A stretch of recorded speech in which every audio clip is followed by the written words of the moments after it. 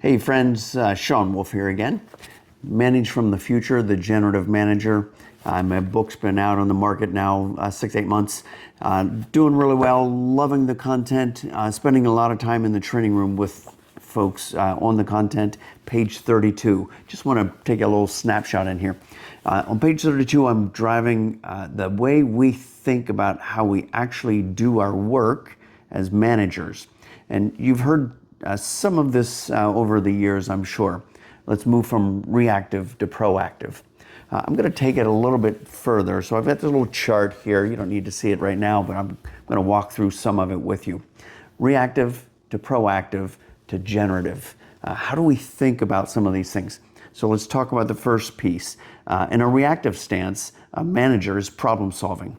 Nothing wrong with that. Really good to do. Important reason why we ended up in management seats often. So we're going to go from problem solving in the reactive stance to anticipation in a proactive stance.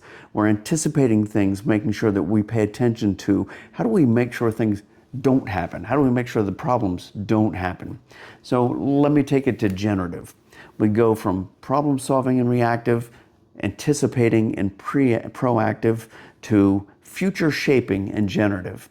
Future shaping, in a generative stance, what I want to do is I want to be thinking about not just how do we make sure that problem doesn't happen, but how do we shape the future in a way that it's impossible for it to happen? And how do I help people become the best that they can be? Help them think that way. So there are a handful of others. Next one I have in here is urgency driven is in the reactive, planning driven in the proactive, purpose driven in the generative. Now I love purpose because what I want to do is help people be in their own sense of their purpose, their meaningfulness in their work, and help them move there. So as a manager, I'm going to help people move into that kind of a purpose driven piece.